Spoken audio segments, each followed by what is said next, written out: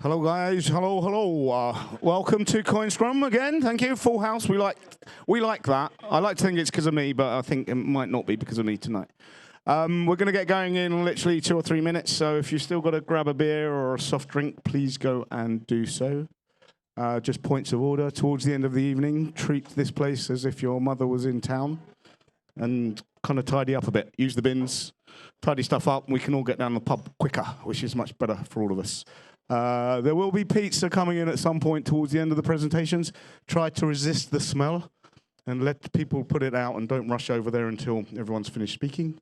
And try and save some pizza for other people as well. That's it. A couple more minutes, we'll be on.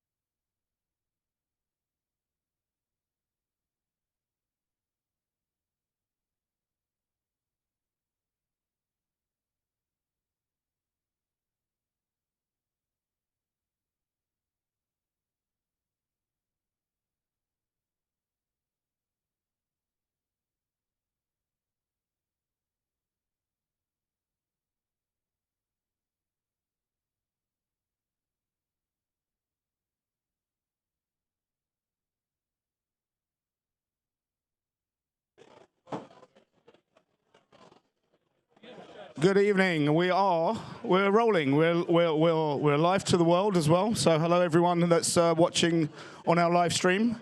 Welcome to Coinscrum here in London.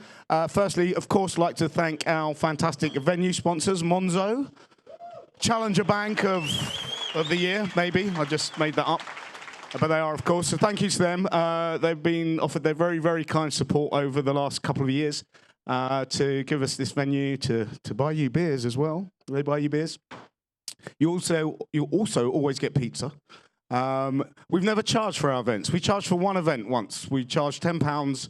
I don't know if any of you were there. Some of you probably were, for when we had Mike Hearn and Gavin Anderson, two original Bitcoin core developers. We couldn't get a sponsor. It was one of the other Bitcoin bear markets. No one wanted to pay up, so we had to pay for the venue. So we charged £10, covered the costs. That was it was a legendary event. That was kind of the breakup of like the original Bitcoin core team. Mike Hearn made some announcements or kind of decisions about maybe Gavin becoming like a benevolent dictator, and all hell broke loose. But that was fine. But that's what Coinscrum does, so that's good. But apart from that, we've never charged. And we have been very kindly supported along the way by some other sponsors as well, one of whom is here, George McDonough from KL1. KL1 was the first publicly listed crypto fund, investing in various tokens and companies, supporting the ecosystem. So we'd just like to allow George to come to the stage and say a few words about KL1. Thank you so much, Paul. I just want to say what a massive privilege it is to sponsor this event. This was the first event I came to in 2012. And in a wonderful sort of circle, it was Andreas's videos in 2013 that made me leave my job and follow wherever Bitcoin led me. And Bitcoin led me to KR1, which was possibly the first token investment company in the world back in 2016. There'd been 2 ICOs at the time. We didn't quite know what was coming afterwards, but it's been a hell of a ride. So I want to thank Paul and obviously Andreas, and I hope we have a lovely evening. Thank you.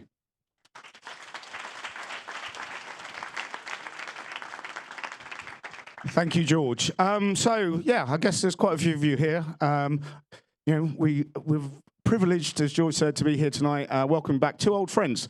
Again, some of you might have been here. This is the 4th time that Andreas has been here, along with Pamela. Pamela was here last time when we were at Imperial College. Back in 2014 was the first time that Andreas presented. We were in kind of a bit of a kind of gig venue in Hoxton Square. It was packed. It was heaving. We had Andreas on stage. We had the finance minister of Alderney, which was a strange mix as well. But you kind of went well together. Do you still stay in touch? I'm not sure you do. Send each other Christmas cards. And Amir Taki and Amir Gav was Wood. Yeah, and Gavin Wood. So there you go. We started things early. That's good. We stay ahead of the curve. And then if you want to watch them on YouTube, if you go and just search YouTube for Andreas's Coinscrum gigs, they're legendary and good to watch.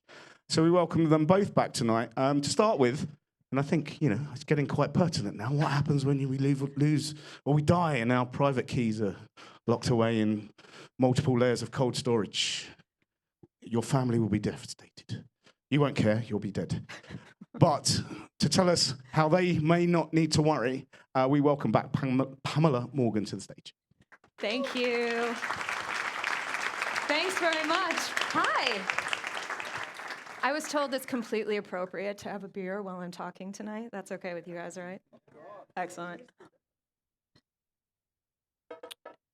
All right, so I'm super excited to be here tonight. I had a really fun time last time I was here at Coinscrum, and I'm absolutely thrilled to be back with you tonight. Before we get started into the burning question you all have, which is what will happen to your Bitcoin, Ether, and other crypto assets when you die, I want to point out one quick thing. How many of you in the room have heard a presentation from a lawyer? Yeah? Okay, great. So you've never seen this thing before then, because this is a Creative Commons license, and normally lawyers don't use that. I am a lawyer, and I am using it today. How many of you are familiar with Creative Commons licensing? Awesome, almost all of you. So this entire presentation is Creative Commons share-alike. And what that means is that you can use any bits of this presentation you want in whole or in part. You don't have to ask me permission. All you have to do is give me attribution and share back with the community. So I think it's really important when we're building on open source systems that we share back with the community. And so I try to do that with all of my presentations. You can find me at Empowered Law or on Crypto Twitter. How many of you guys are on Crypto Twitter? How many of you need to take a break every now and then? Yeah, me too. I'm Pamela JD, C-P-A-M-E-L-A-W. Get it? I'm a lawyer. Pamela JD. And you can find me there. So I've been working in Bitcoin and open blockchain since early 2014 full time. And I feel like that is such a privilege. How many of you are working in this industry? Wow, there's so many of you. Congratulations. How many of you wish you were working in this industry? There you go. There's the rest of everyone. Fantastic. It's totally doable, you guys. I learned about Bitcoin in early 2013, and I learned about it, actually, I was fortunate enough to be speaking at a conference that Andreas was speaking at, and I heard him talk about Bitcoin for the first time, and I remember sitting in the audience and thinking, if half of what this guy says is true, this technology might actually change the world. And I was absolutely enamored by it, and I studied Bitcoin for a couple of months, and then I quit my full-time job and decided that I was going to make a career for myself in this industry, and I feel so fortunate that I've been able to do that. Today I'm going to talk to you about my favorite thing right now, which is inheritance planning. And this is the roadmap of what I'm going to talk to you about today. What I'm going to try to do is convince you that, one, inheritance planning is important for you to do, and I think many of you probably already know that. But two, it doesn't have to be scary, and it doesn't have to suck, and you can totally do something tomorrow to make your family safer and make sure that your family can inherit these assets. I wrote a book about this topic. It was published, I think, last year. It's called Crypto Asset Inheritance Planning. And what it is it's effectively a book that guides you step by step. If you were to hire me and ask me to help you build an inheritance plan, these are the questions that I would ask you. And we go step by step. You start building a plan, and then you make it better, and there's all sorts of different sections. The idea is this is a how-to guide. Unfortunately, just by buying the book, it doesn't work. You actually have to do the stuff that's in the book. So I'm going to try to talk to you about that now. Would you have come tonight if I told you there was a quiz? No? Okay. Don't worry, it's not graded or anything. So how many of you, here's the question, if I die without a will or a testament or a trust, who decides who gets what? How many of you are A, have no idea, never thought about it before? A few of you, yeah, okay, good. Thank you for your honesty. B, who thinks your family decides? Excellent. The actual answer is C. The government decides through local law. And there's a little link at the bottom. The UK government has a handy little click-through guide that will tell you who's going to inherit your stuff if you don't have a will. And it's kind of scary if you actually look at these laws. It's certainly scary when you consider the way that we live today, because these laws were written decades ago, sometimes centuries ago, and they reflect old values and old ideas. Things like the only thing that matters is blood. So, if you do not have a will or a testament or a trust, who gets part of your assets? Your live-in civil partner? No. Your children through marriage? No. Does it matter if they've been your children through marriage for 50 years? No. Doesn't matter. Your best friend? Nope, nada, zilch, zero, nothing. How about your favorite political cause or charity? Again, nothing. So if you're the type of person that you want some of these people to be able to inherit something from you, you have to do something. I wrote an article called Default Law.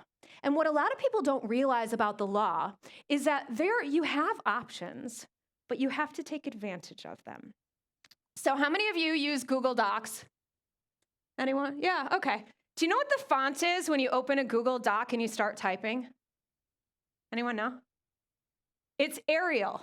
It's Arial 11 point. Arial 11 is your default font. Yeah? And guess what? You don't have to stay with Arial 11. You can Comic Sans your way to heaven if you want, okay?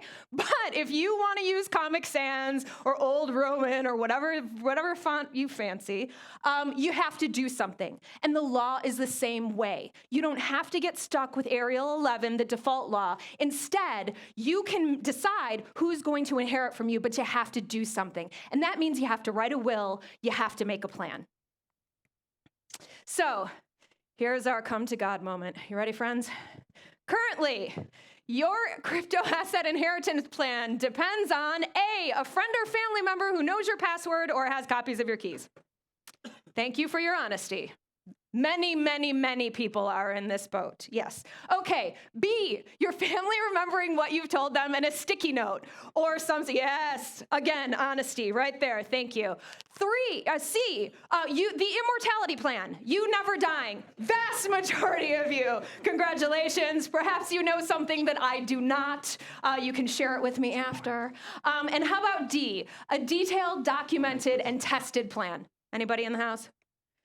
Yeah, okay, a couple of tentative fingers, like right here. Okay, good. So my hope is that after this talk tonight, more of you will fall into category D. Now I want you to know that you're in very, very good company. I did a Twitter poll before I published my book, and I asked what people on Twitter are doing for their inheritance plan, and they too are planning on immortality. So, you guys are in good company. The problem with that is that immortality doesn't work. How many of you are familiar with quadriga? Quadriga, yes, very good. The majority of you. It was in all the headlines, right? The crypto exchange Quadriga that was based in Canada, the founder died. And with it, well, I know, we're not sure. I got it. But we're just going to say, for saying's sake, that he died. The end result is the same, right? It doesn't matter, honestly, if he's dead or not. If he had done proper planning for that exchange, it wouldn't matter. The issue is that the keys are gone. The issue is that his death resulted in a catastrophic loss for the clients of Quadriga. Now, you might think that, oh, okay, well, that's a company. You know what? Like individuals, whatever. Maybe I only have $100 of Bitcoin. Yeah, actually, how many of you are familiar with Matthew Mellon? Matthew Mellon was a billionaire. He inherited his fortune from Mellon Banking. His dad was a very, very well-off fella. And he inherited a bunch of money, and he lost a bunch of money, and then he came to redemption with crypto. So he earned it all back, and he was like, yeah, I'm awesome. And then he died. And he died unexpectedly, and his family is now searching for the keys to unlock $500 million. 500 million is currently locked. You think his family is freaking out and trying to go through every single device he has? They're not going to find it. If you read this article, it talks about how he hid his codes. Give the journalists a little slack, they don't know. He hid his codes in a safe deposit box all sprinkled around the US. Ooh, that's fun. Good luck trying to find those and get into them, okay? So this is actually happening, and it's happening on a scale that we couldn't even imagine before. This, unfortunately, could happen to your family. And even though you might not have millions, your family probably thinks you do. As the price goes up, they're like, hey, heard you're into that Bitcoin, and all of a sudden they think that you have way more than what you actually do. So it's really, really important. This is a really big issue, and it's only going to grow in our industry as more people come into this industry. Planning puts you in control.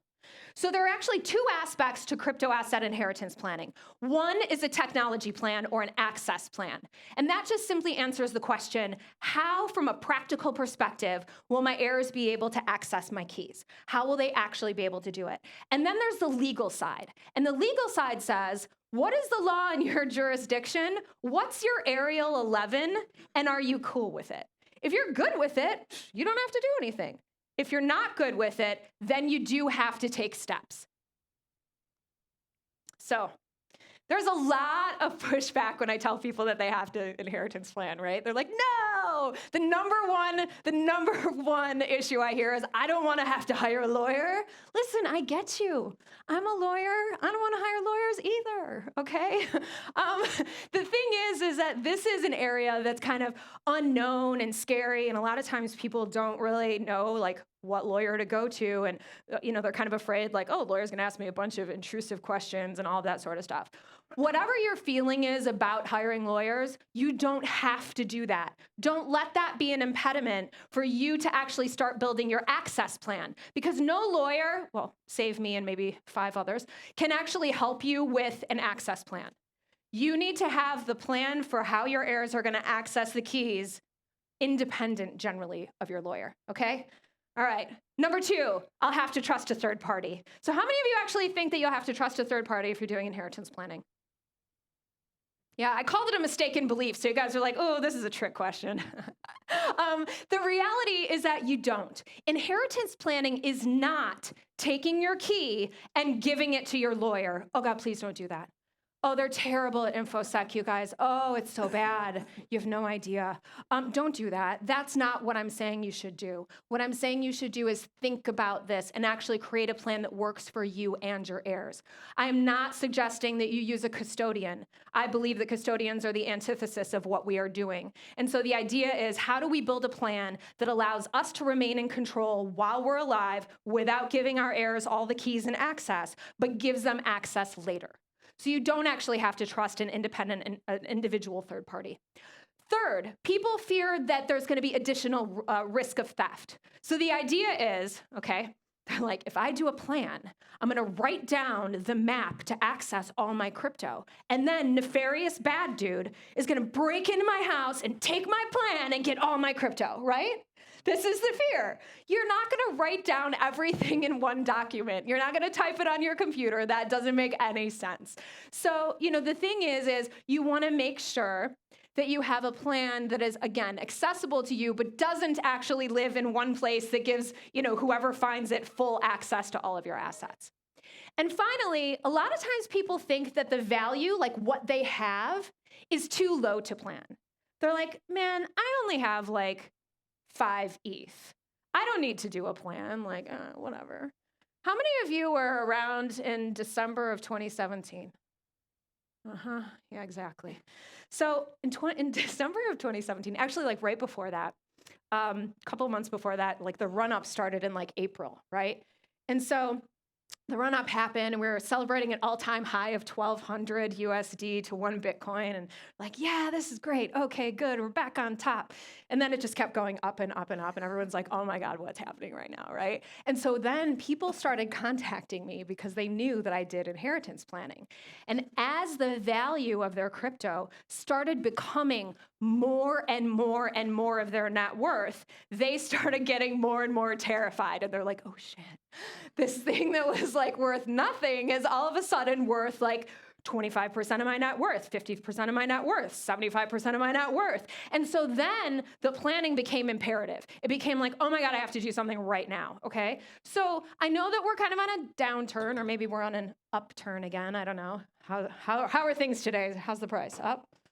Yeah? Oh, good. In the green? Oh, we got smiles in the audience. Must be up today. Fantastic.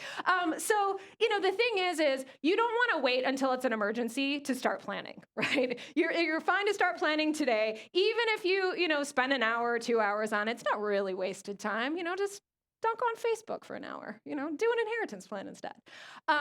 The argument is that the value really isn't too low to plan when we're talking about these sort of assets. What I really think is going on mostly, though, is denial and fear. I think people really don't like to think about their mortality, right? Who's excited about their own death? Nobody. Everyone's like, no, crazy. No one wants to spend time thinking about their mortality. But the reality is that if you don't, bad things are going to happen. So I like to think of things in a different way. A lot of times, something can suck, but then you can kind of play mind tricks with yourself and make it suck less. So I'm going to give you a few ideas on how to do estate planning that doesn't involve you just sitting there being like, I'm going to die. Look at my paper, okay? So first, you can think of estate planning as giving a gift. Giving a gift to your loved ones. Giving a gift. Imagine, okay, think about your holdings right now, whatever they are. Now imagine if someone gave you that amount. You're happy, right? Yeah? So that's what you can do to your family. You can share the gift of crypto. Now, I know many of you have been trying to get your family into crypto for a long time, and many of them are like, oh my God, stop talking about it. But hey, this is a way that you can kind of force them to get into it, right? You can also think of it as a security makeover. So one of the things about creating an inheritance plan, it's going to force you to actually look at your backups. It's going to force you to look at your passphrases. Where are your seed words? When was the last time you actually did an inventory of where your backup keys are? When was the last time you actually looked and made sure that they're still there, that you can still read the words? When was the last time you got rid of that old wallet that you haven't used in like 5 years and actually added the new ones that you started using last year? Are your backups up to date? There's this great Wired article about someone who, Mark Fraunfelder, who writes for Boing Boing. Did any of you read this article? Yeah, it's good, right? So this article is about how Mark Fraunfelder had like 30 grand of Bitcoin, and he realized that he inadvertently lost his seed words and forgot his PIN on his Trezor. Now, if any of you have a Trezor or any of the other hardware wallets that lock you out, has anyone experienced this PIN lockout? I have too. I once decided that I was going to do a presentation and show people my actual Trezor. And so I changed the PIN because I was going to be, clever and secure. And then I forgot what it was. And then I kept trying them. And how these things work is you try the PIN and it says no, and it locks you out for double the time. double the time, yes. And you're like, oh, that's not very much. 2 seconds, that's fine. 4 seconds, that's fine. 8 seconds, that's fine. 64 seconds, oh shit, oh God. Okay, so pretty soon you're locked out for like a month. And you have to keep the Trezor plugged in because every time you unplug it, this clock resets. So what happened was that he was freaking out because he lost his seed words and he lost his PIN. He couldn't remember and he was locked out. So he was actually able to take advantage of a bug in the hardware and experts. So he contacted, I think, Andreas and Andreas put him in touch with some other people, and he was actually able to recover based upon this exploit, but it took him a couple months. What's awesome, and why I'm talking about this article now, is that if you passed away and your family found your locked out Trezor, what are the chances of them actually being able to find experts, exploit the exploit, and actually get that 30 grand back? Zero. That's not going to happen. But if you go home and you do your security inventory and you find out that, hey, I'm locked out, now you have options. It doesn't mean that you're going to be as lucky as he was, but hopefully you will be. But at least then you know now. It's better to know now. So to go back, you can think of inheritance planning as a way to do a security makeover and kind of look at your holdings and hopefully be able to access them today. Finally, you can look at it as a treasure hunt. So you can create a treasure hunt that leads to treasure instead of huge disappointment. Your family probably already knows that you're a crypto nerd, okay? They're probably already aware, which means that if something happens to you, they're going to go on the hunt. They're going to believe that they have crypto coming to them. And so it would be great if you were actually able to deliver on that. So where do you start? I've written a lot on this topic. As I mentioned before, I've written a book, but I've also published a ton of free resources on my website, Empowered Law. And there are a couple of those resources I'm going to go over with you very quickly. Cryptocurrency inventory and a letter to loved ones. What I want you to remember is that perfection is an illusion. A lot of times when people go to do these letters or their inventory, they go, oh my gosh, it's going to take forever. I have to list every asset that I have. That sounds like a lot to do. And so they don't do anything. Something today is better than nothing today, okay? The reality is your heirs are probably not going to be able to access all 44 forks of Bitcoin that they're entitled to, right? Maybe you don't want them to. So you don't necessarily have to list all of that. But what you can do is help them with the treasure hunt. You can help them know what to look for. This is the biggest pushback that I get from people. Your loved ones do not have your technical knowledge. So in researching the book, I went on Reddit and I asked a lot of questions and I did a lot of research on, what are people doing for inheritance planning? And so many of them are like, I don't need an inheritance plan. I taught my significant other, my spouse, how to do it, and it's fine. And I'm like, oh God. Okay, so the reality is that how many of you are the tech person for your family? Yeah, you're the person they call when they get locked out or they don't know what to do, right? Okay, so if something happens to you, there's a job opening. Who are they going to call? Who are they going to contact? I don't know either. Maybe Reddit. Who the hell knows, you guys? You are the technology person, okay? Your loved ones do not care. They don't have the same knowledge that you do. And so your plan has to be usable by them. You need to make sure that your plan is usable by them. Again, if you didn't like it in white, now it's in yellow. White, yellow. Okay. So when you're explaining your crypto assets to your loved ones, this is what you think they're doing. They're like, yeah, totally got it. Yeah. So the seed and the key and then the private and then I don't tell anyone and then I click the but and then wait, millibit, what? Huh? Okay. This is what's actually going on in their head. And sometimes this is the truth. Sometimes they're like, oh, please just stop. Sometimes, you guys, they fool you, okay? Sometimes they pretend like it's this to get you to stop talking.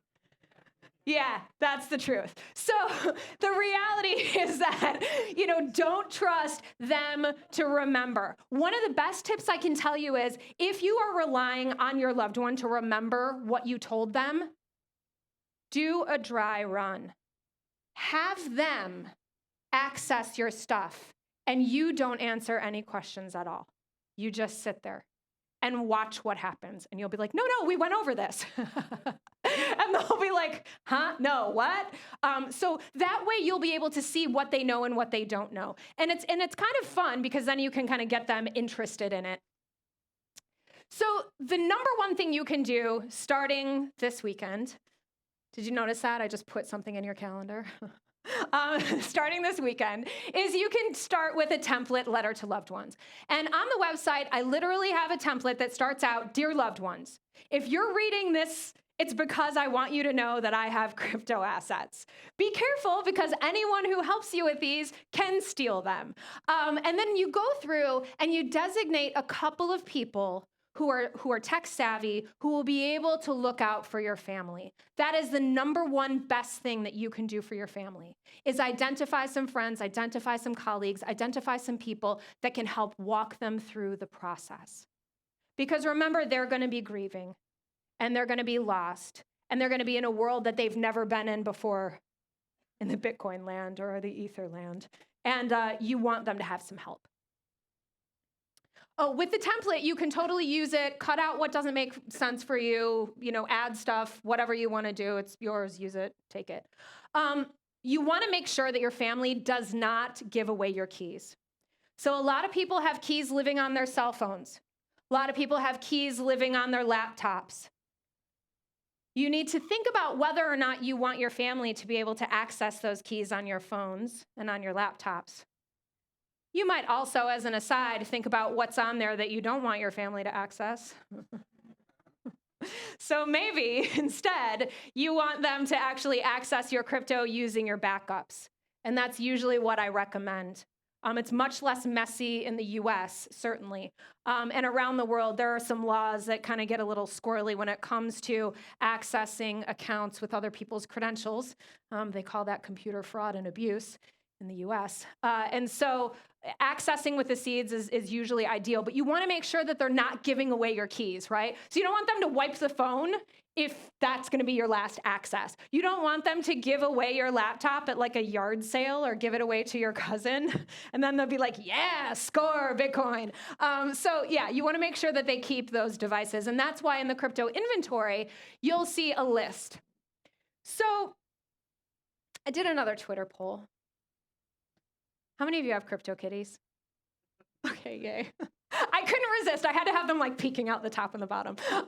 So I did a Twitter poll, and the question was, how many different crypto assets do you own? And you can see that most people had more than 6, right? Most people had more than 6. So I want you to think about your family now trying to get their head around not only Bitcoin, not only Ether, but the other fantastic not shitcoins that you own, because you wouldn't own shitcoins, right? And how are they actually going to access those? So if you guys have Monero, that might be a bit more difficult for them, right? So these are the things that you need to think about when you're building your access plan. And remember what I said before, perfection is an illusion.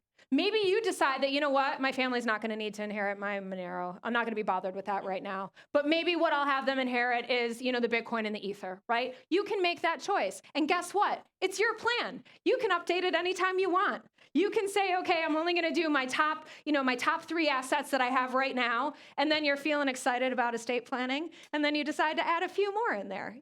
This is a living document. It's something that you're going to build and change. It's something that's going to evolve as you grow in this space and as your portfolio grows and changes. So your inventory is designed to make sure that they don't throw away your keys and then also that they know what to look for. So imagine that I'm trying to do a recovery for your family and you just say, I have a Trezor. Great. What assets do you have on that Trezor? I don't know. How many are you using a password? I don't know. I don't know what you're doing, right? So if we don't list the names of the assets, it's very difficult to be able to recover them.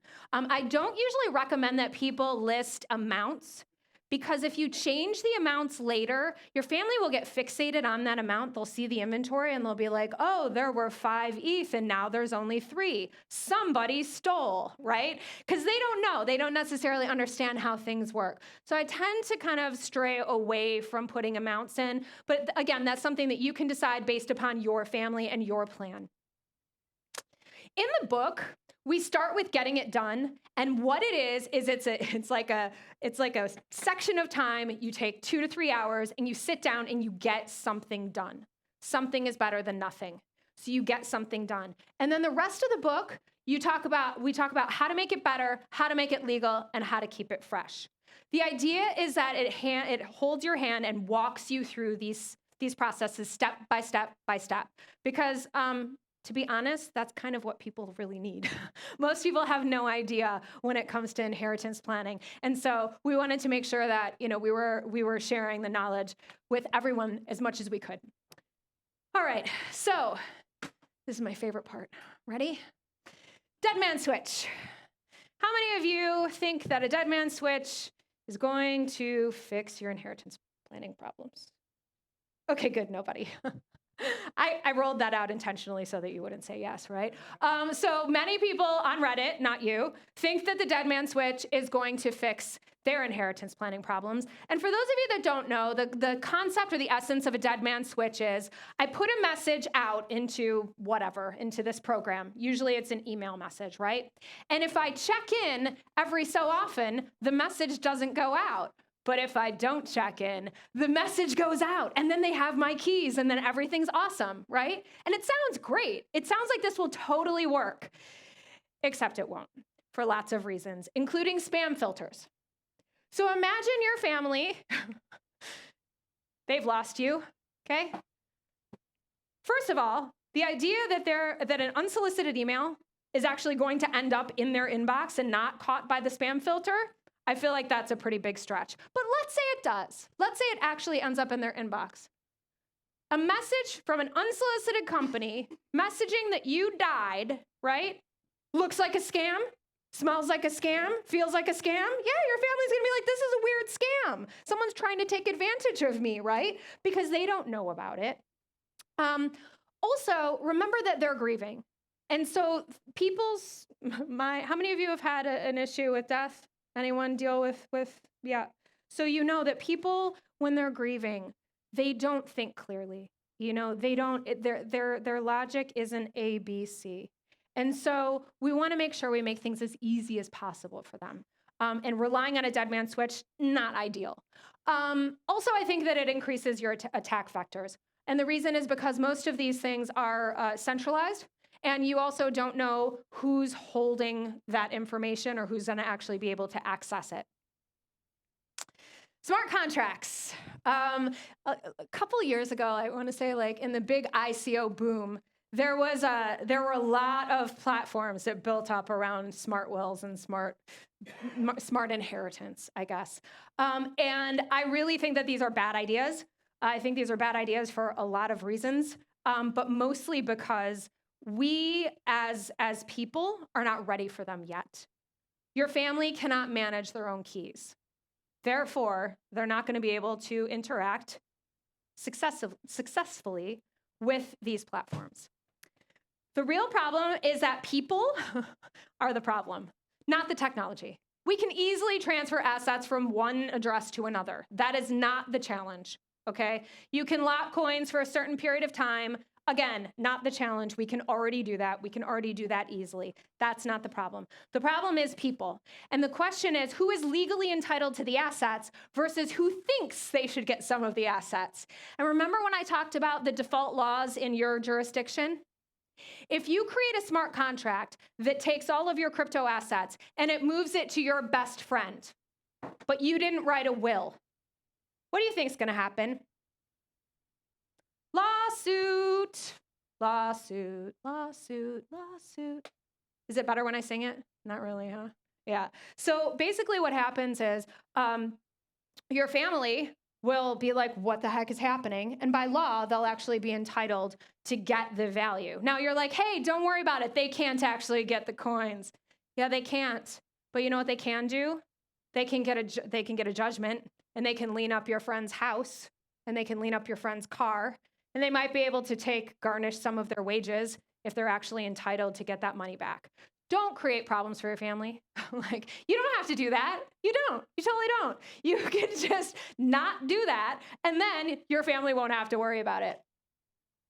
Secondly, will platforms do not make things easier. Your family will have to know how to use the platform, okay? And you'll have to trust that they still have access to those keys.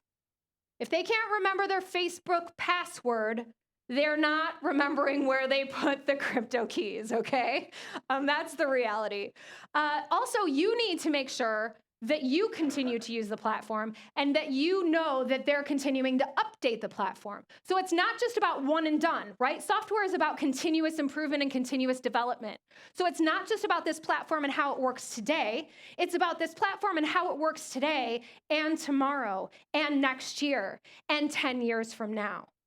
That's what we're talking about when we're talking about inheritance planning. Smart contracts are not yet ready for long-term use. We have a lot of network upgrades that are still happening, right? There's a lot of things that are still happening. If you're into Ethereum, you know that there's a proof of stake change coming at some point. And so, yeah, I mean, we don't know how the smart contracts that are written today are going to interact with that. We hope fine, right? But we don't know fine. And in inheritance planning, it's the long game. It's not a short period of time where you're doing a quick, atomic swap. What we're talking about with inheritance planning is long-term planning. And so I don't think that smart contracts are ready. That said, I'm not the boss of you, and we need guinea pigs. So if you want to test it out on your family, feel free and let me know how it goes. But for my clients and the people that I work with, I'm not there yet. Humans die, crypto assets don't.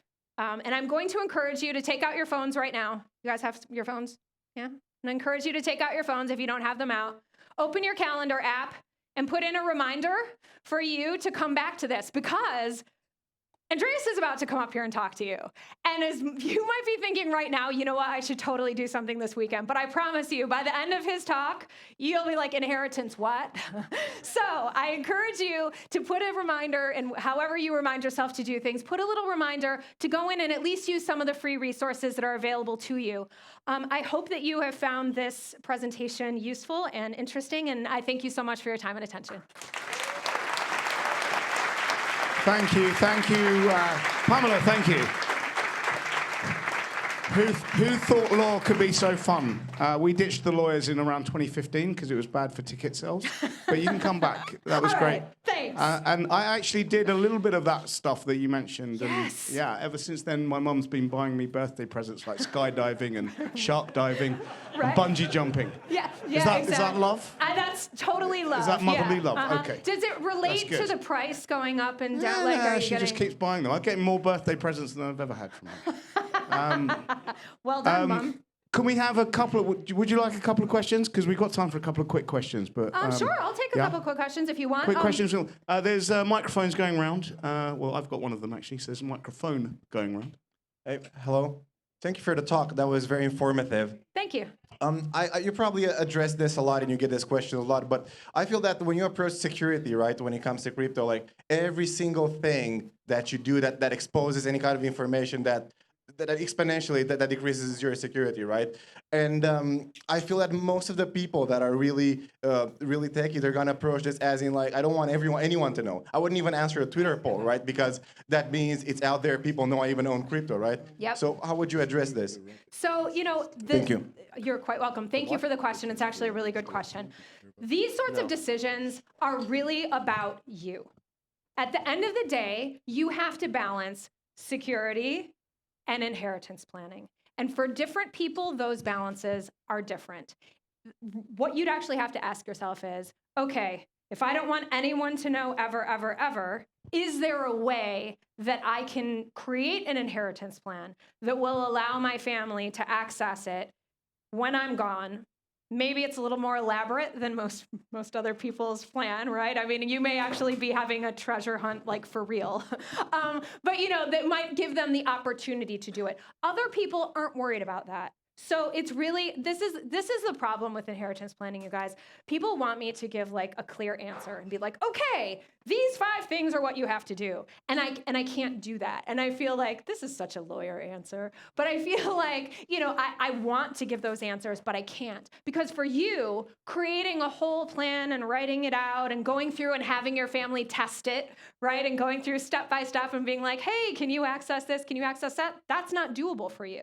And that's totally fine. These are your assets. At the end of the day, if they go with you, they go with you. You know, like tough luck for your family. You might want to let them know and just be like, I didn't trust you. No, joking. Don't say that. But you know, you might want to let them know that, hey, like these things are going with me. If they know that you have them. If they don't, you know, hey, that's fine too. A+ on that. Yeah, we all do too. Cool. One more quick question, if we may, because we got to move on. Anyone? If not, that's fine, because Pamela's going to be around. We're going to be eating pizza together, be at the pub together. Thank you, Pamela. Thank you, everyone. Thank you. And I just want to say quickly, if you guys want to log in, Andreas is going to take some questions from Slido. So you can actually start doing that now if you want. And this is also for our friends in the live stream land, so that you're not left out. So feel free to use the Slido and start asking some questions. Absolutely. If you're in the room, the password, obviously the Monzo guest is the Wi-Fi network, and the password is there. We won't announce it to the world. Thank you. They might steal all of the money from Monzo. That would be bad. And absolutely, so slido.com, code... #AAE London with a capital L. Excellent. Thank you, Pamela. Thank you, everyone. We've got someone speaking next. I guess Andreas is someone that's most people have come across on their journey into the crypto rabbit hole. Probably not a better orator or educator in the space. Obviously, his writings, 4 wonderful books. And I think he's inspired very many people along the way, and he's kind of got the back of the crypto community. So without further ado, we welcome Andreas to the stage.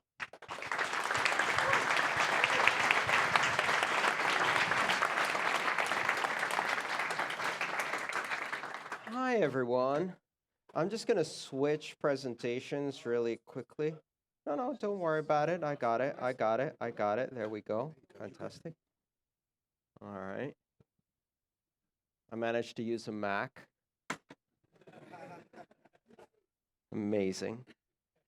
So I'm going to mostly do Q&A today, which I think a lot of people enjoy the Q&A, and I certainly enjoy it. So if you want to ask questions, you have to put them on the Slido, because I'm just going to switch to the Slido, and I'm going to start answering questions right off the Slido, and that gives an opportunity for the people who are watching on the live stream to also ask questions. But don't tweet out the Slido code, because then Reddit and Twitter will start asking questions, and you don't want to see those questions, right? Why did you betray everyone and write an Ethereum book? Traitor! So thank you so much for coming here today. If you don't know what I do, I've written a number of books. Mastering Bitcoin is a book about how Bitcoin works. The first one there. Mastering Ethereum is about how Ethereum works. These are technical books with software engineers. They're also suitable for computer science college level people. It's also good for people who have a technical aptitude and want to learn a bit more about coding. But if that's not your thing, these 2 books, The Internet of Money, Volume 1 and Volume 2, are a collection of all of the talks I've given, edited to remove all of the mistakes I made while giving those talks, and make me sound absolutely accurate and prescient in everything I say. And they're all like self-contained little stories, like 4 or 5 pages. And I tell people that my initial goal for these books was to make them the perfect toilet book. You can jump in at any point, read 4 or 5 pages in 5 to 7 minutes, you know, good timing, and then I can deliver really important principles and memes directly into your brain when you're at your most vulnerable. And you can do that to your friends too. You're like, you know, this will get them reading.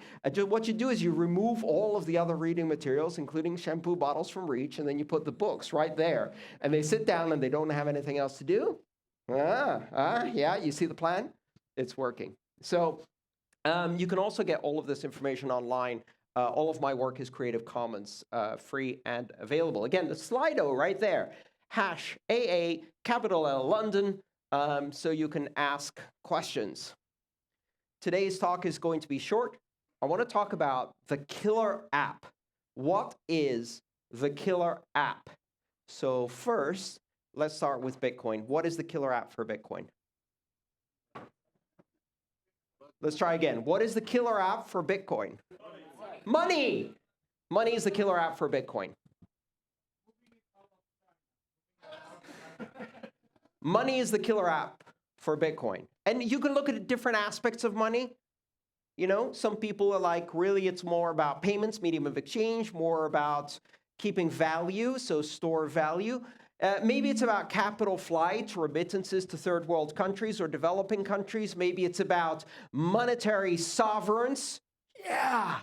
Steak. Yeah. Guns and beer. No, okay, I went too far. And maybe it's just about being able to be in control. Maybe it's about having access to financial services because you don't, because you either live in a country where those things are not available, or because you're part of the population that is, for whatever reason, excluded, right? You walk into a bank, and as soon as you start typing out your name in the application form, they're like, thank you very much for coming in today, sir. Your name is too unpronounceable for an esteemed institution like, lovely British bank. Please, this way, security. And you can't get a bank, right? Which happens to a lot of people. I realized when I started becoming a nomad and I started traveling continuously that my inability to produce sufficient documentation about my address, because I didn't really live in one place, disqualified me from banking. The fact that I'm American disqualifies me from banking worldwide because they don't want to touch Americans. They have to do too much reporting. So the moment I say, and I'm also an American citizen, they're like, security. And in the US, they want, 2 utility bills and proof of address, a rental contract, blah, blah, blah, blah, blah. And I had none of those things because I didn't live in one place. I'm like, how about a short-term rental in Airbnb for 2 weeks? Denied, again and again. I could not open. And that's before I answered the next question, which is, what do you do for a living? The usual answer is e-commerce. E-commerce. I mean, digital currencies, e-commerce. Because if you say the B word, not banking, Bitcoin, again, it's like drug dealer, security. And so that's the end of that conversation. Money is the killer app because money as an app hasn't existed before. And money is a very important part of how we organize society, and it's no longer a privilege. It is a fundamental requirement for modern life, anywhere in the world. And at the same time, it's something that is often denied to a lot of people. It's often something that's very difficult and expensive. And sometimes you find out that even if you have money, even if you have a respectable job and a respectable paycheck and respectable savings in the bank, you lack these weird qualifications, right? I got asked most recently when I went back to Greece and I was trying to deal with some banking situation in Greece. They asked me for proof of my landline. Land what? Landline. Sir, I haven't had a landline since 1989. Get with the century already. But no, landline. They wanted proof of permanent address as provided by a landline. All right. So, my landline is installed in my castle right next to where I park my steam engine in the telegraph office. Now, turn on my oil lamp and let's have dinner by the fireplace. So the funny thing is that money is not something you can take for granted. Here's the thing. We often talk about, and I often get questions about what comes next. What do we do other than finance? What is the blockchain application? Can we do voting? Can we do real estate? Can we do logistics on the blockchain, right? And if you have conversations with traditional corporations, they don't want to touch money at all. They're not interested. It's an overregulated space. It's full of risk. They don't want anything to do with it. So you go into these corporate meetings, and you're like, listen, 6 billion people who are unbanked, we can rise them out of poverty. Money is an important application. We can give opportunity to people who are downtrodden. Think about what we can do to change people's lives. And while you're saying all of that, Todd next to you goes, we could track bananas on the blockchain and do a logistics blockchain. And you're like, but the people who are impoverished. And he goes, bananas on the blockchain. And your boss goes, Todd, you're a genius. Give that man a bonus. Let's install Hyperledger or a clone of Ethereum or some other distributed ledger technology so we can track bananas on the blockchain. You saved us. We can really make some money with this. Nobody wants to hear about what is the important application. The important application matters to those who are principled about the grassroots effort that we're involved in. So forget about selling this to your boss. But every time someone asks you about building that next generation application, tracking real estate on the blockchain, voting on the blockchain, changing the nature of the nation-state governance model on the blockchain, and even bananas on the blockchain, first, we have to do money right. We can't build any of the other things until we get money right. And part of the reason we have to get money right is because this lays down the foundation. And that foundation is what is required for broad adoption. Until Bitcoin came along, the state of security among all of the people I know around me was so horrific. They all had passwords like password 1234. What? It's my birthday. What? It's fine, right? They didn't care about their personal privacy and security. And the reason they didn't care is because the impact of having your privacy violated is not felt directly, right? So you're like, I'm doing the Farmville on the Facebook, and ads are coming in, and they're so personalized, and I'm losing privacy any second now. And, and 25 years from now, our government is a hellhole fascistic dictatorship, but I get to play Candy Crush. So you don't really see the impact of gradually eroding democracy and erosion of all of our social institutions and the destruction of privacy across an entire generation, because that happens later. In the meantime, you're playing Candy Crush, so it's okay. But you put Bitcoin on someone's phone, and suddenly they're like, I need a plan. I need some security here. Can I do a 3-factor authentication with a quantum secure code? And suddenly they start throwing out words. You're like, I don't know. I'm not sure a paper wallet will be good enough. I really need a hardware wallet. And people start upgrading their security. And you're like, great, Jim. I'm so excited you finally got it. Like, how much Bitcoin did you buy? Like 11 pounds. 11 pounds, and it was up to 13 last week. And they're like, security, long passwords. People get excited. More importantly, when you have money on your phone, it changes your perspective. Now it's a wallet. It's not just a phone. And suddenly you understand why someone would want to steal it. And that creates this really interesting situation because, for the first time, people are using public key cryptography in a civilian setting in the largest deployment of public key cryptography we've ever seen in the world. Until Bitcoin, the largest deployment of public key cryptography was the Department of Defense, United States Department of Defense. And now it's Bitcoin. And that is because people need security in order to protect money. Now, if people need security to protect money, they protect their keys. They back up their keys because it's their money. And if those keys are well protected and well backed up, now you can do interesting things like put a voting system on it. Otherwise, they don't care about security. Also, if you don't have censorship-resistant money, you can't build any of the other applications so that those applications can be borderless, neutral, censorship-resistant, global, publicly verifiable. If we build those other applications without a foundation of sound and secure money, those applications will be centralized. Those applications will be censorable. Those applications will be country-specific. They won't be interoperable. They won't be on open APIs. We need to lay that foundation. Now, this is a message that's very easy to explain to people who are interested in Bitcoin. So let's switch to Ethereum. Because when you tell people in the Ethereum space, guess what? You need Bitcoin, they don't believe you, right? They're like, we can do everything that Bitcoin does, except security, just as well with smart contracts.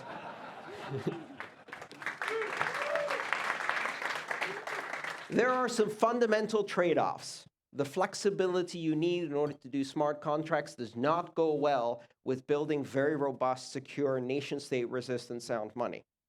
Which is why, on the other hand, when you talk to Bitcoin people, like, we can do smart contracts too, we're like, no, don't. Even if you could, you don't want to. The compromises you'll need to make, the flexibility you'll need to introduce, will undermine all of the things that make Bitcoin secure, sound, robust money. Let us do our thing, let them do their thing, and let's play together. Bitcoin takes a lot of flack. Money for criminals, drug dealers, terrorists, pornographers, same things they said about the internet. And that's great because it provides distraction for Ethereum to go to unicorns and rainbows and puppies and distributed finance. But you can't do all of that if you don't have a secure basis to on-ramp everybody. You can't do all of that if your network can be attacked and denied service and shut down in certain countries. So Bitcoin provides the foundation that allows Ethereum people to be freaky. And I love freaky because there's a lot of innovation and creativity there, right? It's like a big brother who's like, you can dress any way you want, kid, and if anybody gives you any trouble, I'll show them, right? That's Bitcoin. So what's the killer app of Ethereum? Yeah, okay, what else? Stable coins? The DAO. I'm not kidding. Governance. The DAO. Decentralized autonomous organizations. Reinventing the modern corporation. Building systems of governance. Everything interesting on Ethereum is a programmable system of governance that is decentralized. Stable coins on Ethereum, which are decentralized, they are based on a foundation of a governance model that's using smart contracts. Everything interesting that's happening in Ethereum is governance. Ethereum is a platform for governance. Let's not talk about how you do governance for Ethereum. That's a whole other problem. But you can do governance with Ethereum, right? And maybe it's going to be another version of Ethereum. And maybe it's going to be a different blockchain that does smart contracts and virtual machines. And maybe none of that is going to make the price go up. I'm not talking about price or investment. I'm talking about what is the purpose of a programmable, flexible, smart contracts platform where you can do public verifiability of the execution and state of a smart contract. And the use of that is governance. And if you combine governance with sound money, something magical happens. You can do some really incredible things, but you can't do any of those until you first lay a platform for sound money. And what are the killer apps for other blockchains that are out there? I don't know yet. This is a beautiful ecosystem full of different things that are evolving in parallel to occupy different ecological niches or application niches that will do different things. And some of them are shit. That's okay.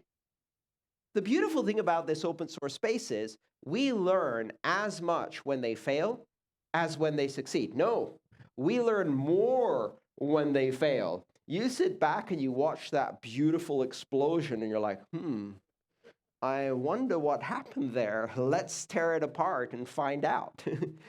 That post-mortem of the destruction is actually a great, let's not do that.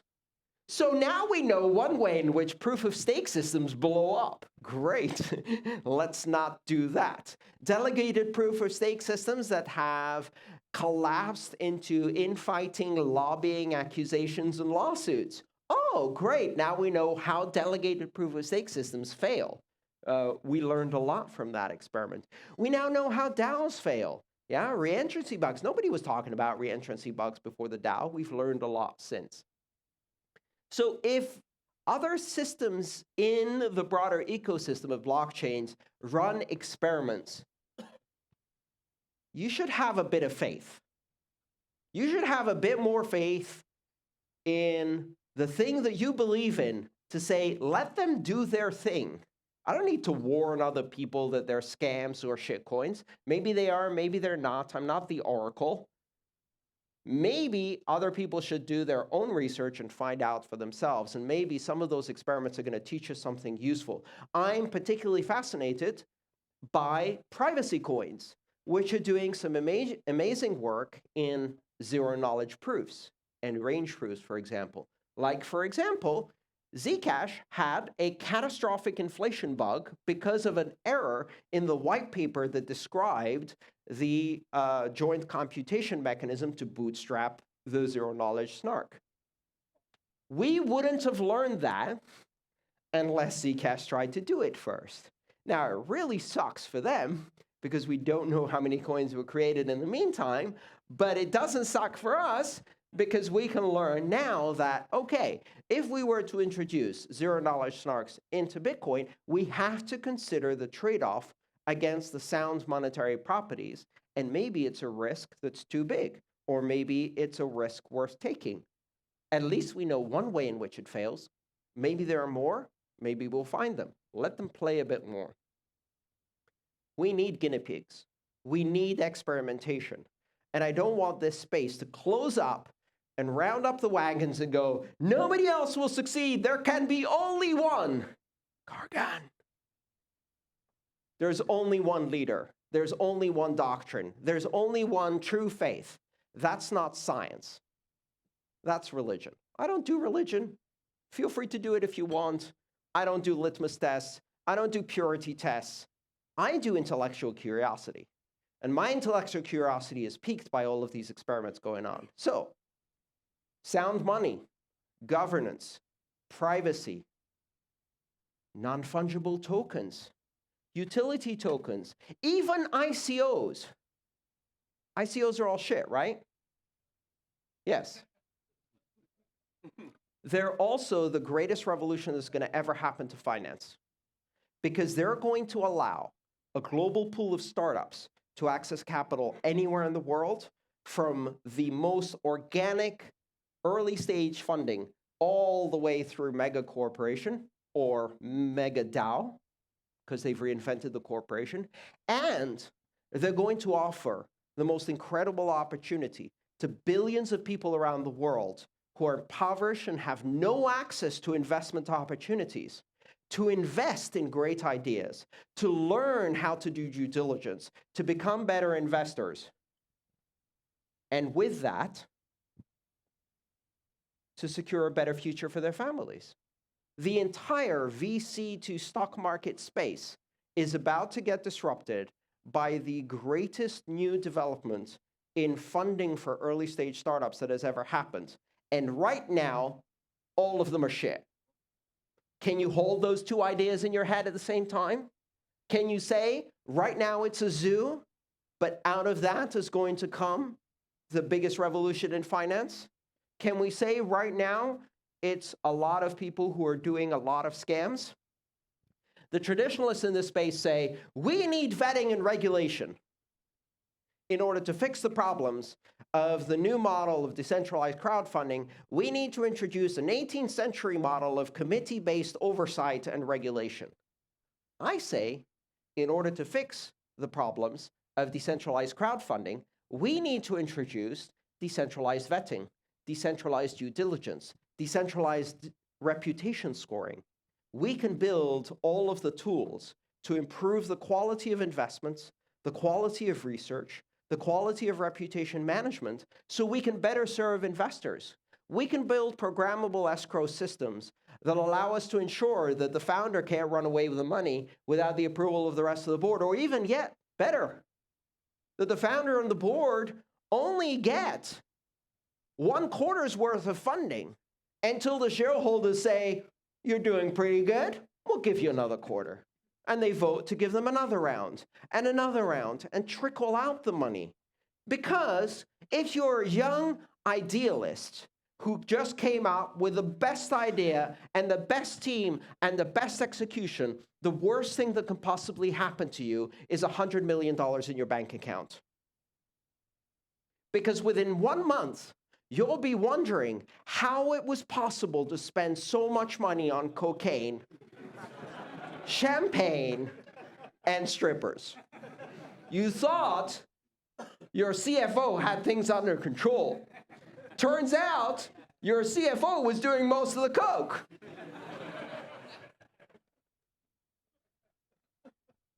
A lot of money really, really fast destroys startups. I've seen it again and again. I've worked with people where you watch their personality change when suddenly they become richer than they ever imagined. And they start taking shortcuts. So even the possibility that they might become rich, they start taking shortcuts. Greed is a very powerful emotion. Can we regulate that? Can we build systems that gradually deliver funds? I think we can. So before you automatically close your mind and say, this is just all noise. Yes, a lot of it is, but some of it isn't. And it's really important to maintain that curiosity and be ready for the next wave of innovation that's actually going to improve things. So look out and recognize there isn't one killer app. There's one killer app usually for each one of these different systems because they can only do one thing well. You can't be a master of all trades because then you become terrible at all of them. We can't have one system that does sound money and smart contracts and low fees and unlimited scalability and full decentralization and nation-state resistant security. Although I'm pretty sure I read that in a brochure of a new blockchain that just came out. They claim to do all of those things. When you see claims like that, you have to think there's one of two things going on. Either they don't even understand the fundamental engineering trade-offs. And that's really dispiriting. It's like, so you think you can do all of these things? You really don't understand the fundamentals, or they're just lying. That's a bit more reassuring, because lying I can understand. If you've been in this industry so long and you can't understand that there are trade-offs, and you refuse to believe that there are trade-offs, well, then I can't really help you. There are going to be killer apps coming in many different ways, in many different dimensions. And remember the other important adage. If it's not useful to you, that doesn't mean it's not useful. It just means you, in that particular domain, are privileged. When you hear Warren Buffett said, I don't need crypto, of course you don't need crypto. You're a white-haired old man with billions of dollars. Have you been denied banking services? Unlikely. Jamie Dimon, I see no use for crypto. Of course you don't see any use for crypto. You haven't met a single person in your life who's not a millionaire. You ask these people to talk about their life. One of them recently said that they think you need ID to buy things at a supermarket. They were talking about how we should introduce ID at voting. Do you know why? They've never been to a fucking supermarket.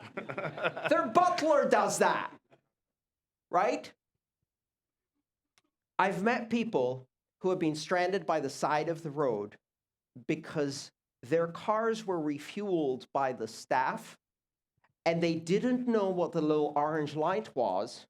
And when the car stopped working, they didn't know how to put gas in it. Not 15-year-olds, 30-year-olds, right? So when you say, I don't need this technology, what you're saying is, my life already has this in it. And that's why I don't need it. But think about the people who do need that. Maybe you don't need governance because you have good okay, wait, I'm in Britain. You do need governance.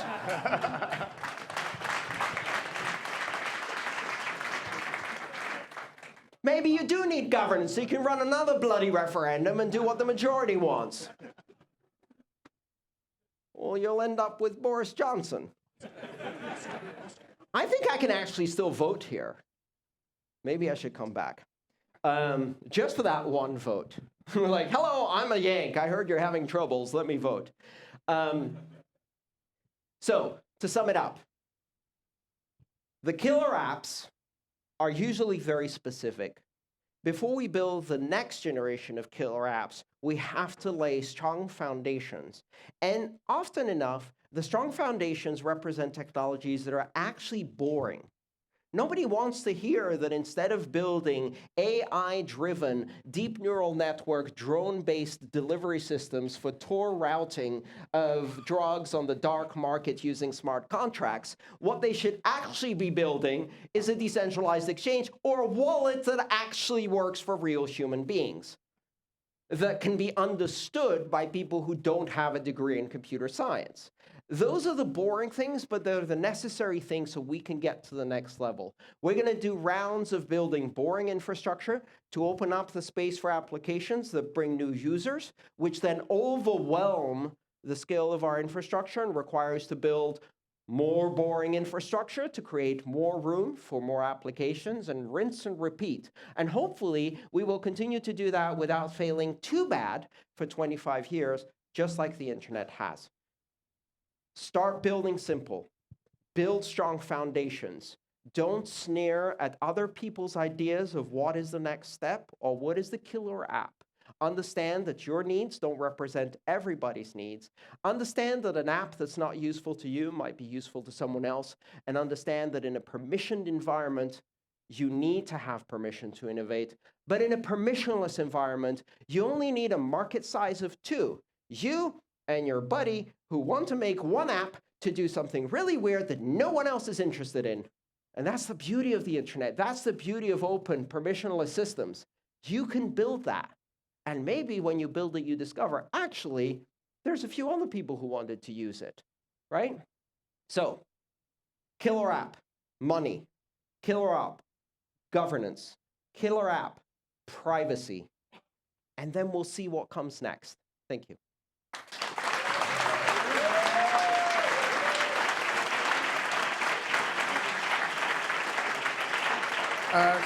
Thank you very much, Andreas. That was better than EastEnders, I think. Remember, as Andreas switches over to Slido, hopefully the questions have been coming in. If you smell pizza, do not move, okay? If you move to the left, you will be banned from Coinscrum forever. You're never coming back. So just stay still, because it does interrupt everyone.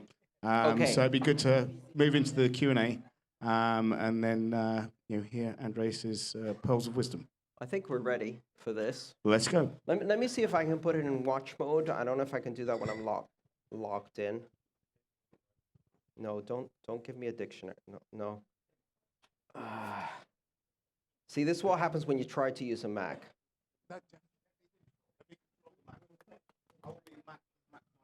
Let's see if this works. This should put it in present mode. No, it isn't. That's fine. Just leave it like this. This is good enough. All right.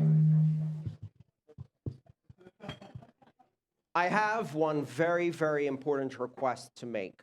It has been my experience that by the time I finish all of my presentations, book signings, and things like that, and I go to get the pizza and beer, there's no friggin' pizza and beer. So, at this point, Paul, please, 1 IPA, 2 slices of pizza, any kind, thank you very much. Yeah.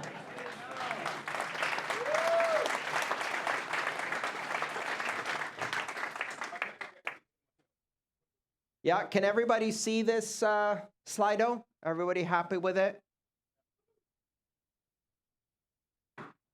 Okay, and you can also use that. The code is hashtag AA capital L London on slido.com. Let's start with the first question and see what happens. If and when Bitcoin reaches 1 sat equals $1, will transaction fees be $100? No. They won't be, I think. I don't know.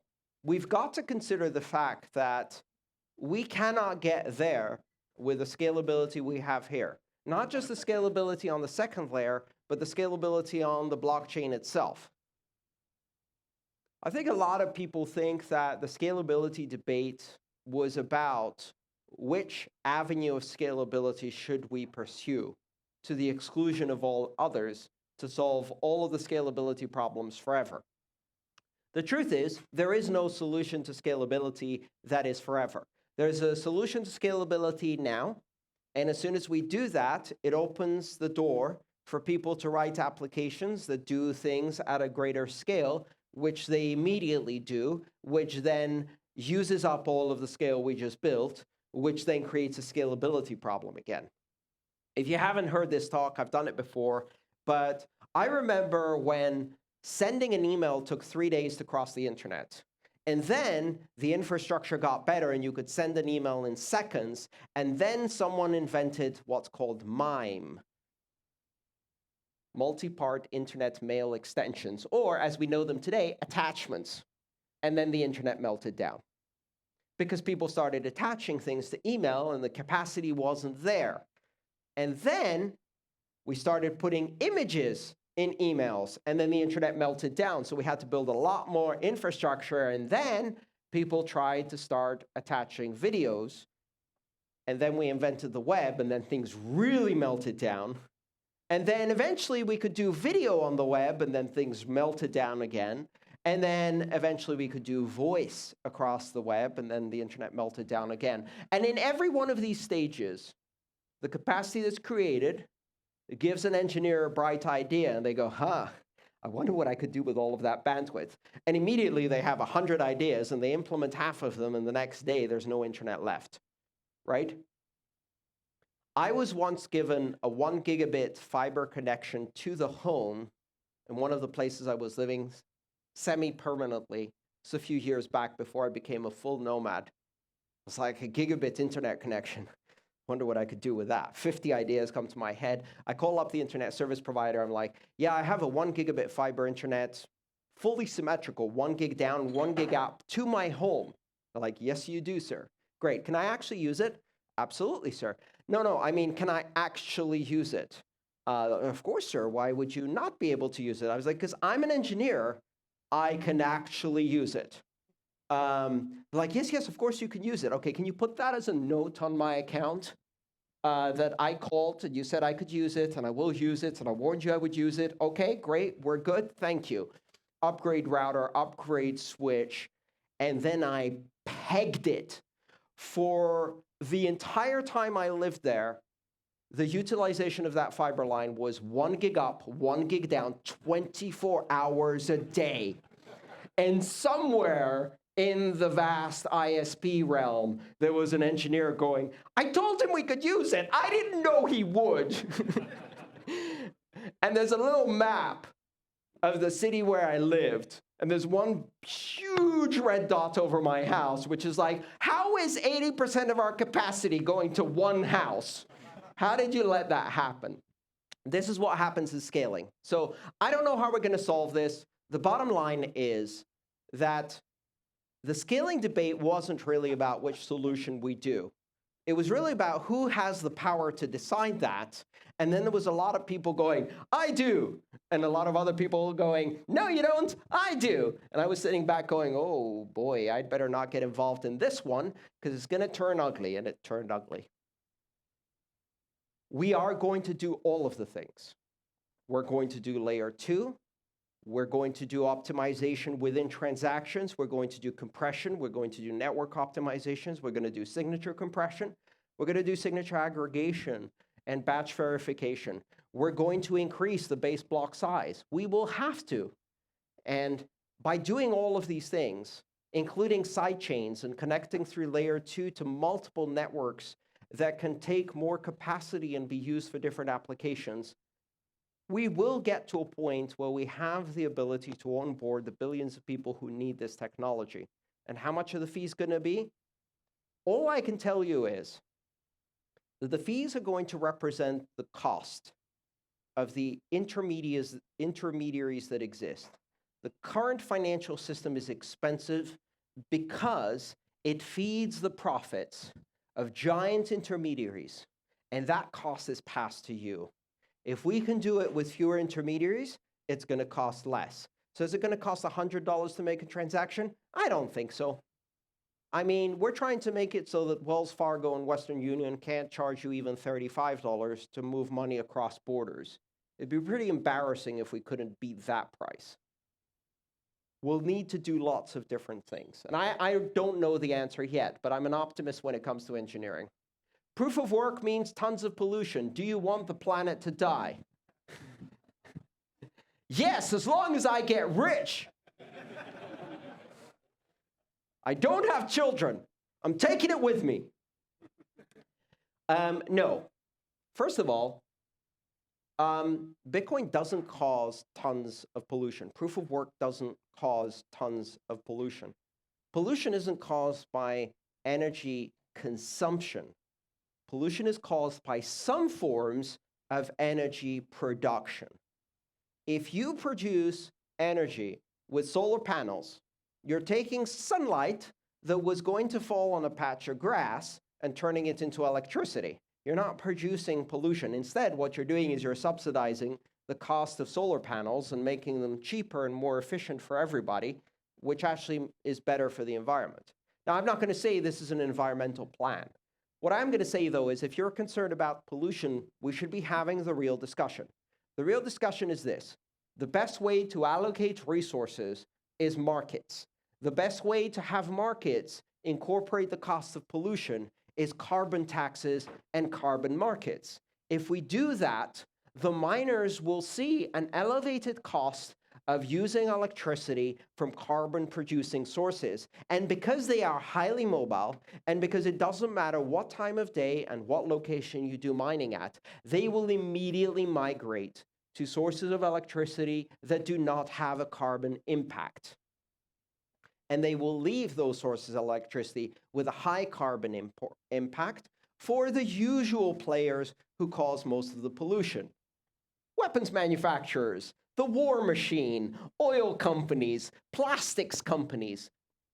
A dozen companies in the world produce a significant percentage of the entire carbon footprint. You buy from them every day. They have cute names like Johnson & Johnson and Palmolive and Tesco and Esso and British Petroleum. Bitcoin is not destroying the planet. Bitcoin is using the cheapest form of energy that exists, which is waste energy that can't be used for anything else because it's either too far from sources of demand or because it's produced at times when there is no demand, like, for example, solar panels in the middle of the day when no one is running their lights. Are you concerned that the Facebook Libra coin will result in a truly... Oh, wait. Okay. It's gone. It's gone. And it's gone. Oh, there it is. It went down. Are you concerned that the Facebook Libra coin will result in truly decentralized permissionless coins like Bitcoin getting replaced? If they can build a truly decentralized permissionless coin, I will frickin' join the board of Facebook.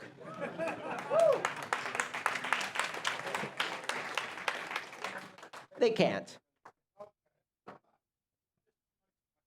Yes. This show is sponsored by Paul's MacBook Pro. Woo!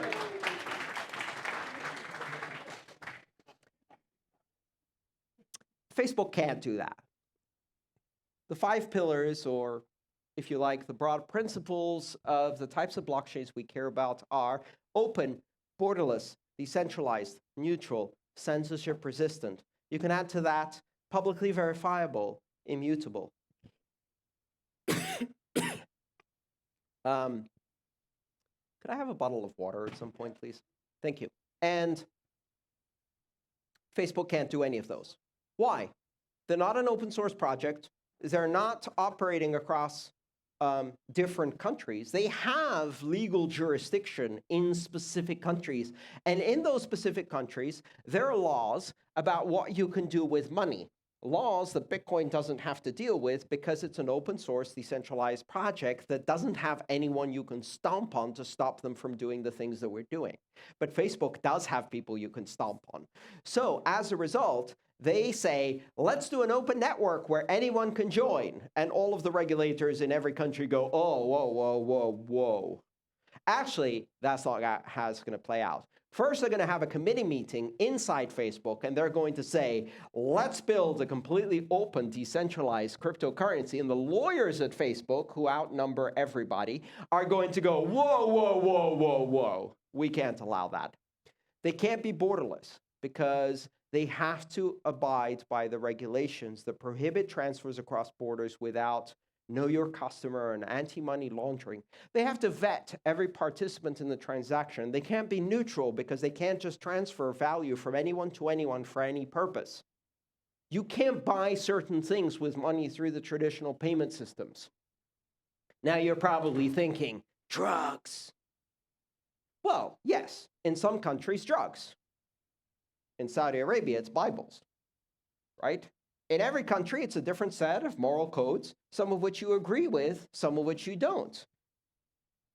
And we don't allow the morality of different countries to impose a single set of rules that are the least common denominator. We don't say, well, in one country, it's actually illegal to pay for a driver's license for a woman. We can't have women driving around on their own without a guardian. Plenty of countries where that's the case. So we actually have already a system that does not abide and is not regulated based on the least common denominator of all jurisdictions, and that's the internet. But you can't do that with money. Facebook cannot be neutral. Facebook cannot be censorship resistant. There is a requirement in law to censor transactions of certain types. Try it. Go to your bank tomorrow and send a wire transfer to Ahmadinejad and see how long your bank account lasts, right? Not allowed to do it. So Facebook cannot build an open, decentralized cryptocurrency because they're prevented by law to do so. No company can do what Bitcoin does. So what do they really compete with? What they really compete with, and who should be terrified by this, are banks. Because banks are currently now squeezed between a rock and a hard place, or a Bitcoin and a face coin. Because on the one hand, they've got an open, decentralized, lawless jungle zoo of cryptocurrencies that they can't play in, they can't compete, they can't co-opt, they can't sue, they can't buy, and they can't even get the government to shut it down, even though they've been trying. So that's out of bounds. And then the thing they pride themselves the most, which is being progressive technology companies, well, Silicon Valley can do better. And if you think Facecoin is coming, so is Apple Coin and Amazon Coin and Twitter Coin and every other Silicon Valley giant, Uber Coin, Airbnb Coin, whatever.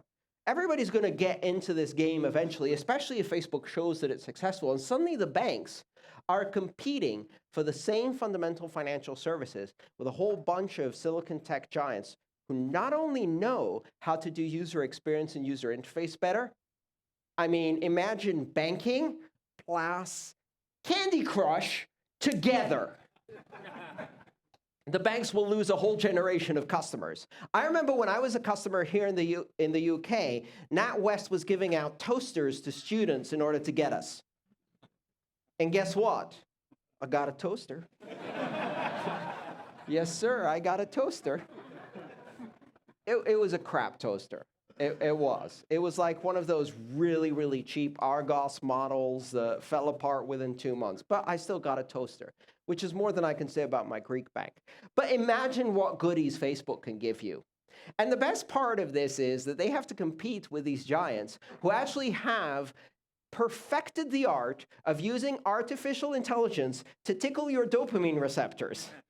and they're going to deliver banking to you. Now, this is a horrific surveillance capitalism dystopia in which everything you do will be tracked, all of your payment information will be sold to everyone everywhere, and destroy your privacy, destroy democracy forever in all developed countries. But for the banks, it's worse. Their profit margins are going to go down by at least 8%. And that's really serious. Crypto Cobain was here. Hi there. Come on. What is happening here?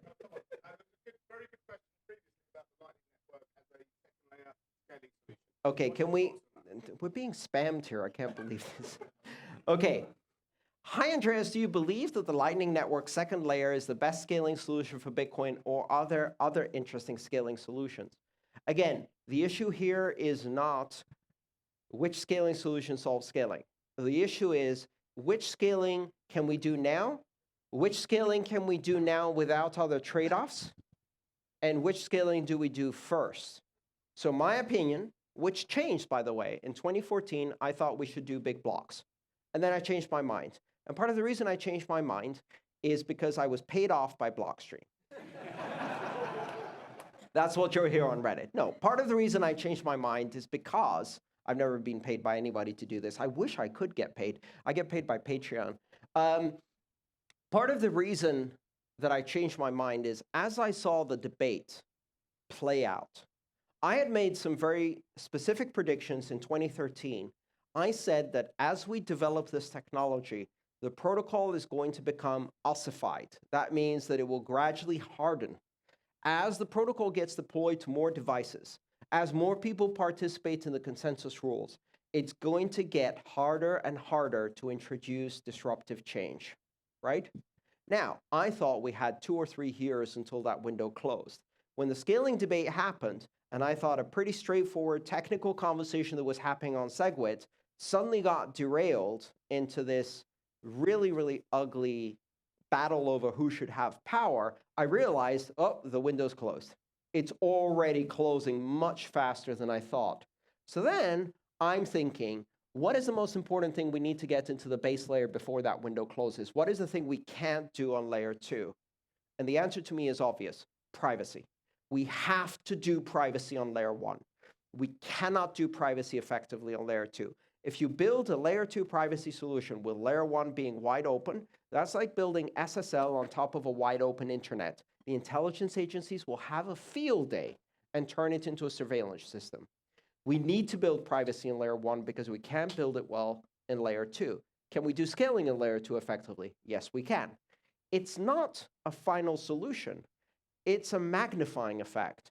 We can take every one transaction that happens on layer 1 and multiply its effect so we can do hundreds, thousands, maybe even tens of thousands of transactions on layer 2, which gives us leverage.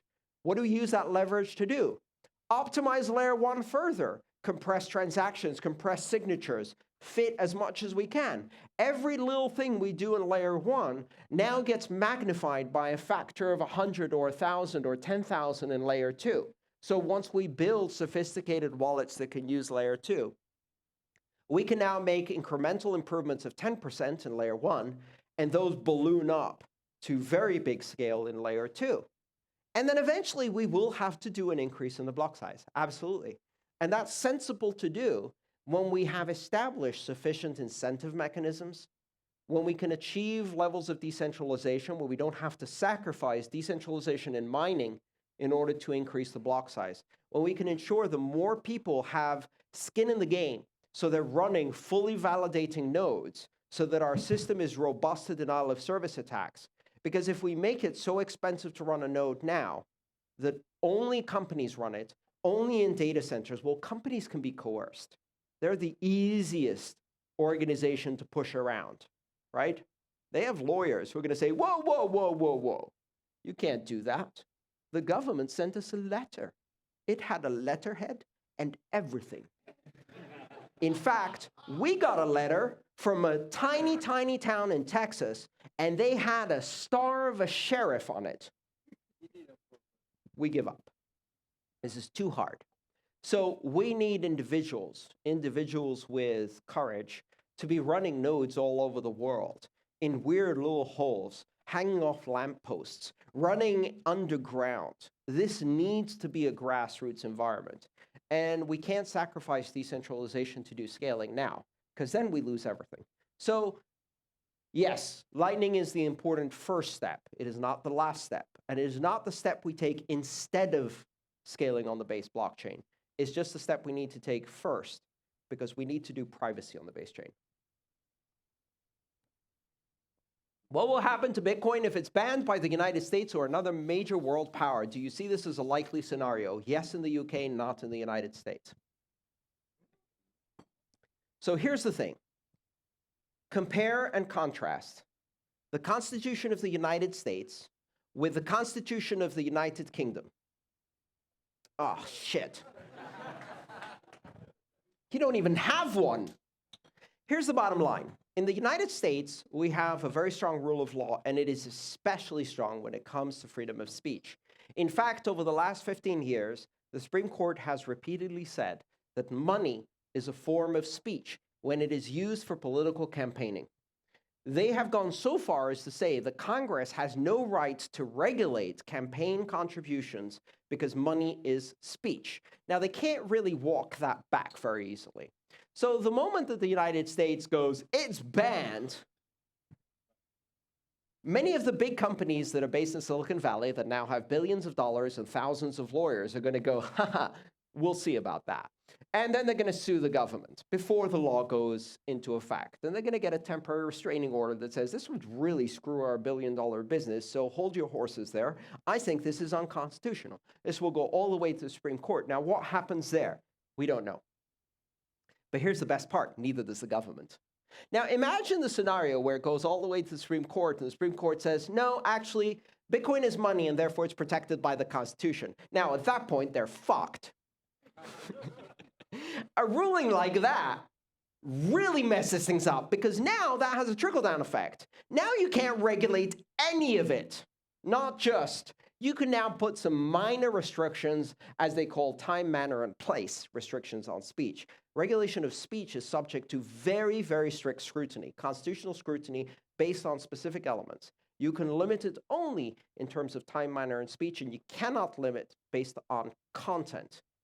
You also can't limit it a priori, and you can't limit it when it's used for the expression of political ideas or association with political parties.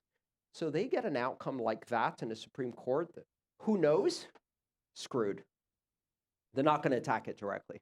China will. China has. They've banned Bitcoin 17,462 times. And has Bitcoin been eradicated from China? Of course not. Still there, right? It's removed all of the Chinese companies from China from participating in it, but all of the people who want it, including the people who wrote the law to ban Bitcoin and now stuff their wallets with Bitcoin as fast as they can, they still have it. We're not going to see straightforward bans. There's not enough collusion and cooperation. If governments could get together and make decisions where they all agree, how about we fix climate change? We won't, right? So every time one government goes, it's banned, another government goes, come to us. And right now it's Malta. Next year it's going to be Singapore. The year after it's going to be Guernsey Islands or whatever, right? So there's always that variety. This is asymmetric warfare. You cannot fight a globally decentralized system from locally imposed regulation by 194 different legislators that can't agree on anything in 194 countries.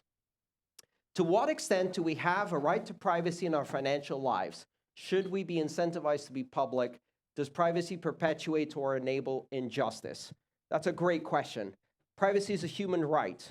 It is also the fountainhead for all of the other human rights. If you don't have privacy, you don't have freedom of expression, you don't have freedom of association, you don't have freedom of assembly. I saw a really stunning picture, which was this week in Hong Kong. They're protesting against the extradition law that China is trying to pass so they can extradite dissidents to China and disappear them into the gulags. And so they're protesting really, really hard. But they learned Last time they did protests, they used their subway cards to track who went to the protests. So this time they had lines of people lining up with masks on, so they can't do facial recognition in the stations, buying tickets with cash and using paper tickets that are untraceable. They learned an important lesson. Without financial privacy, you don't have political rights. And this happens all around the world. It can happen here just as easily. So it's a fundamental right. We should not incentivize people to make their private financial information public, because what happens is the people who are powerless will be forced to make their information public, and the people who are powerful, who for centuries have maintained their financial privacy, including criminals, will elect to remain private. They will put their bank accounts in Switzerland. You can read their names. They're in the Panama Papers. You remember when the Panama Papers were released and we found out that the world's financial elite had been stashing trillions of dollars in foreign bank accounts, and then all of them got prosecuted and half of them went to jail? Oh no, they just killed the journalist who wrote the story and no one went to jail, right? So you think they're going to give up their financial privacy? No. It's up to you to decide if you want it. And does it perpetuate or enable justice? Justice is a fundamental requirement for peace. Peace is not the absence of war. Peace is the presence of justice, as Martin Luther King said. Without justice, there is no peace. You want to fix the world? Give financial future and take people out of poverty. If we continue to let fear dominate our political life, and we continue to separate people into those who have the privilege of a future for their children and those who don't will come and kill us. And they have every right to do so. That is an excellent place to stop. Andreas, thank you very much. That was awesome. And that was the Q&A, so we will not have a further Q&A. Thank you.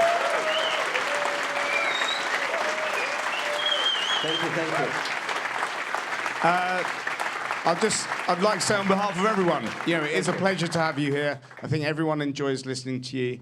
Thank you. Especially you know, to be able to answer questions, to freestyle as such, and to give such positive and in-depth responses as well. So just thank you again. Yes, I wish I could do more. The good thing is, no one has been ejected from Coinscrum. You all resisted pizza. Well done. But we only have half an hour left in the building.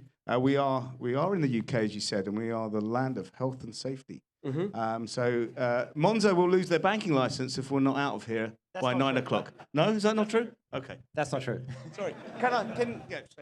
Hi, my name is Simon. I work at Monzo.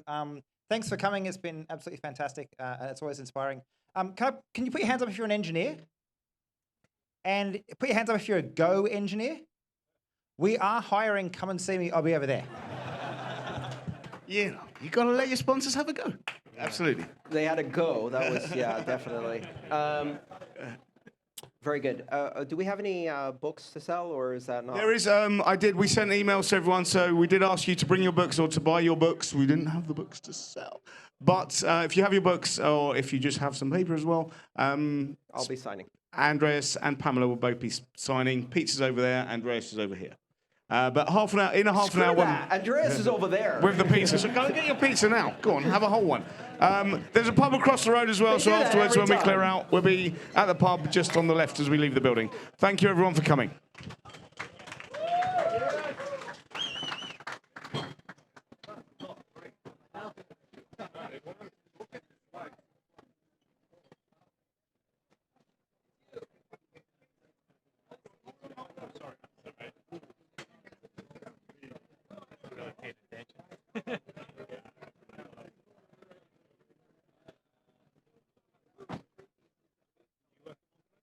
No, I'm a Hoxton organizer. Already done one book? Oh no, don't. I've got 3 pieces for us. Oh, we've got you already. Yeah, no, I did that because I knew what was going to happen. So, yeah, she's up there. Hey, brother. Why did you have one? I know.